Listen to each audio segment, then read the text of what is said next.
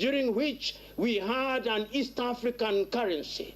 Let it be said of you that it's during your watch that we had one East Africa with one president. Let it be said on you.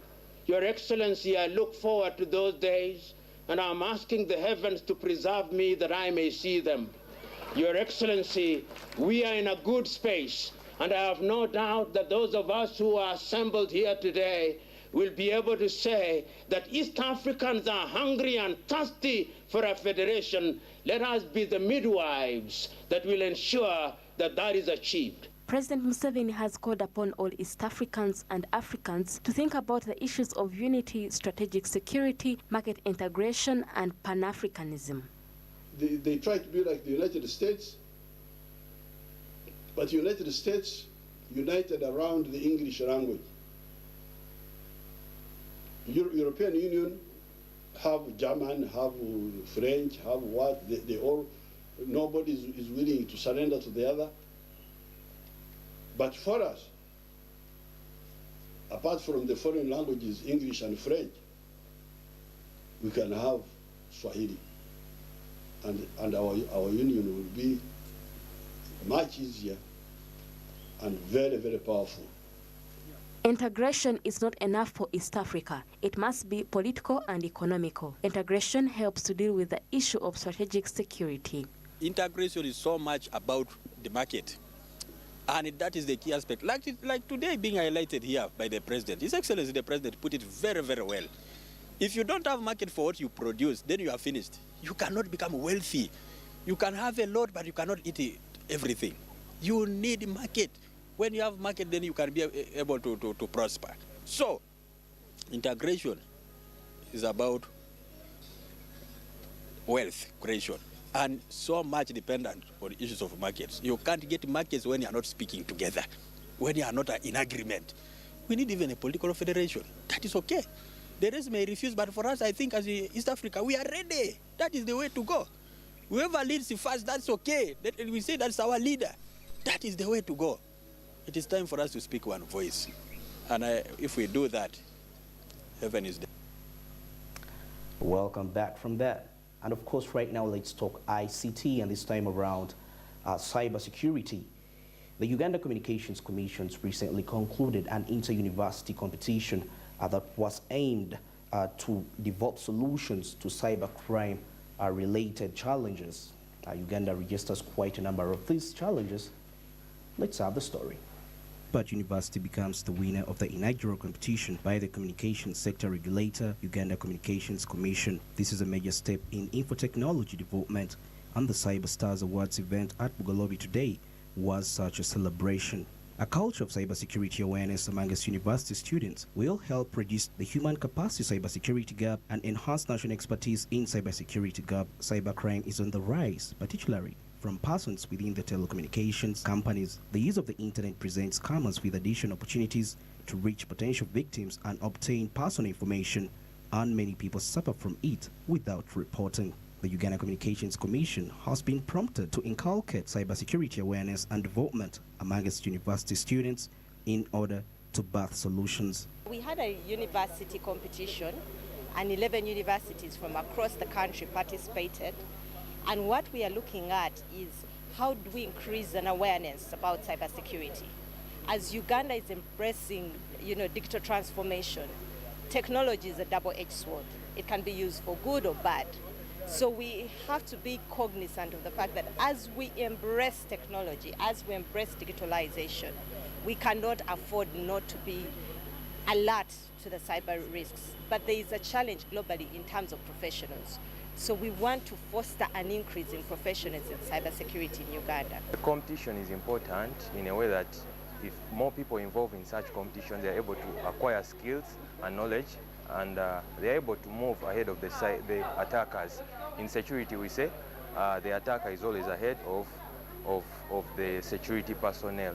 So if the security personnel take their work serious, they can take a step ahead of the attacker and be able to prevent such scenarios. Irene Kagwa, the Executive Director, Uganda Communications Commission, applauded the higher learning institutions for their efforts in teaming up with government to prevent cyber fraud. We have noted that our universities do move with the trends, so they did IT, computer science, and now we see a number of them have picked up in terms of introducing courses on cybersecurity.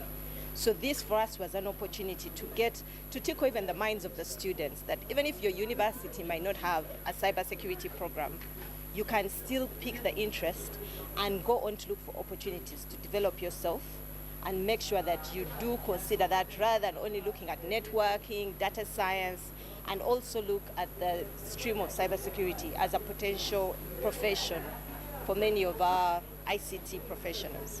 The statistics on cybercrimes contained in the latest Interpol report indicate that $4 million, about 14.4 billion Ugandan shillings, were lost last year as a result of online fraudsters in more than 200 cases of international and economic crimes, of which bank fraud, issuance of fake visa, and online business fraud topped the list.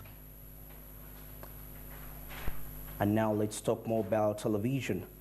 As MTN launched a partnership with YoTV, a digital online platform that has been helping the local content creators earn some income from their content.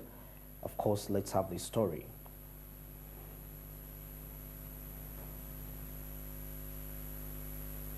Susan Kayemba, the MTN Senior Manager for Digital Services, says that MTN's partnership with YoTV is hinged on their mission to champion local content consumption by offering clients with yet convenient and affordable platforms. Kayemba opens up the door for others, saying MTN is committed to support such innovators for economic development. That everything that is happening on the traditional TV is now amplified on the smartphone. Where you had only 10 people watching on traditional TV, now you're going to have 100 people watching the same program. That is good because it means, for example, for advertisers on traditional TV, now many more people are watching. It means that for content creators who have put content on the YoTV application, they are making more money because more people need data to watch this application. And what we've done is we've bundled it with some data to allow you to watch a bit with data which is free, and then you can buy some more on top up. You have a great innovation like that, you reach out to us at MTN and we have a discussion, we review it, and if we think it has potential for the market, we can go into partnership. Agrem Gisha, the executive director YoTV, says that the content created by the artists generates a lot of revenue to the government and improves individual incomes. I believe that to the economy, for business, this is very important because content generates a lot of revenue in our times. Young people are earning so much money from content, from the works of their hands, musicians, local film. And all these things that the young people are doing are called content. So we have made sure that we create these platforms, we develop these platforms, and we make them available for these young people to commercialize that content that they are actually creating. Those views are translated into money. Let every click be a payment from the fan of your music. Every fan of your music, at the click, they pay you 1,000 shillings, and that money goes straight into your wallet. And you can access it, you can withdraw it, by the way, and pay for taxi. You can withdraw it and buy fuel, you can withdraw it and pay for yaka. And we believe that with such commercialization of content, this will add more revenue to our economy. It's revenue generating. Content creators are optimistic that such developments will redeem the sector that makes so much but has been neglected. I'm so excited about this new innovation. YoTV is an online platform where actual content creators can monetize and commercialize their content. We've been doing content for a long time, but we do it out of passion, but we don't actually earn a penny out of it. All we do is get simple endorsements, maybe different channels. But I believe YoTV is an established channel or platform where you can actually earn and follow your content. 10 years, other people in the next generation can actually watch your TV, your content on the app, and you start earning from it. So which means your kids, your grandkids can earn from your content. And is once you're a member, every movie costs 1,000 shillings. If your customer is buying your content, 1,000 shillings is what they charge, and that money after revenue share goes directly to the account, Palwood account, and it goes directly to the producer. What does this mean? A better pay for the producer is a better pay for the actress out there, is a better pay for everyone, because the producer is the one who pays. So if the producer is okay financially and is earning as we expect. For example, your TV, we expect to make millions of subscribers. If they are buying your movie at 1,000, so get 1,000 times a million viewers. So we are stepping into becoming billionaires, and we are so excited about it.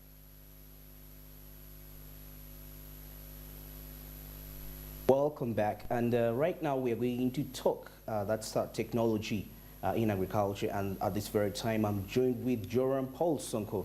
And we have a brief discussion in regarding to smart technology. Joram Paul Sonko. All right, okay. I'll be joined with him later. Anyway, regarding this, farmers have been urged to embrace smart technology as a way to escape from the drought and famine that has been undertaken in the country lately. Let's have the story. Changing weather pattern is making it difficult for farmers to plan using the traditional knowledge of the two planting seasons, which was much easier to predict.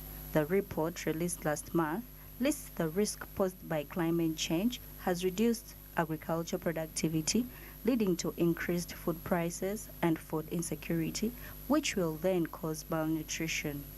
The report says 40% of deaths among children are due to malnutrition. Great impact because seasons have changed, and the rains delay or they stop abruptly. So as a business, that also affects us in that, of course, most people directly rely on rainfall, and once the rains stop, they tend to pause farming. So that slows the agri-input business. I believe many can attest to this. It slows down the agribusiness sector, and that is of a great challenge. And I think going forward, we just need to go around a smart way. Yes, it comes with a cost, but we need to invest in smart technologies in farming.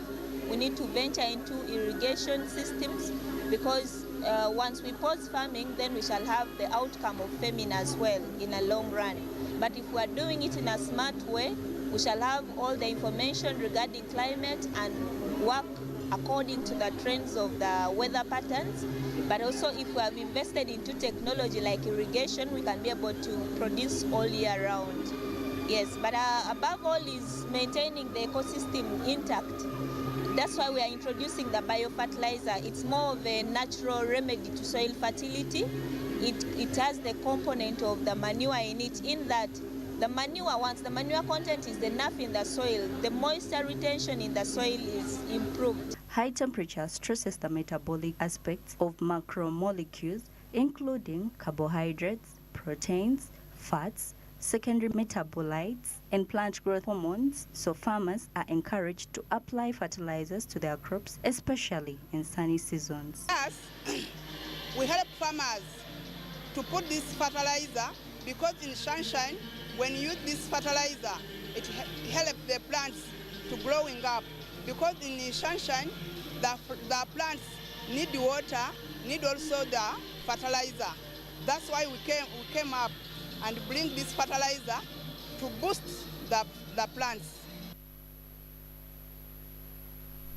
Welcome back from that, and right about now, I'm going to engage with Joram Paul Sonko regarding this very story in regarding to smart technology being incorporated into the farming sector in Uganda. Joram Paul Sonko.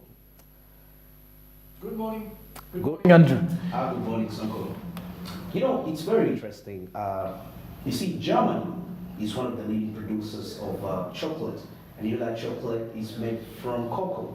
But the funny thing is that they hardly have any trees. I guess that explains smart technology. What do you think about us in Uganda, whereby we can even throw a bean seed just besides the street and it will germinate the next day? Well, when you mention about Germany and the numbers of cocoa and chocolate production, I think they are more good at value addition, and their industries speak a lot for themselves. And it's one of the reasons as to why we Ugandans need to understand the issue of value addition in agriculture. And I think from the perspective of technology, I think adding technology into farms, into agriculture, it will easily make value addition easier, and we will even grow big numbers in our agricultural produce, I think so. So for you as a tech expert, I believe these are things that you'll definitely be good at to explain the Ugandans, to explain to many Ugandans how good value addition is and how important technology is. And Andrew, I hope your weekend was okay though. Very, very okay. Very wonderful. Quite a lot of prospects that, you know, very interesting. All right. And we have a new month ahead of us. Today is the 1st of August. I believe you have some new aspirations for yourselves, but clearly it's a good morning from me, Barije, Andrew, and the entire SMP team. After the break, we get started with more of Smart Means Business. We have something to do with the International Lab. We'll start it off with the press review, and later on we have business tips and business quotes. Good morning, it's Smart Means Business Reloaded, and we are back to driving business, a new branding, and we are definitely driving bigger and better. Good morning, stick around. After the break, I return.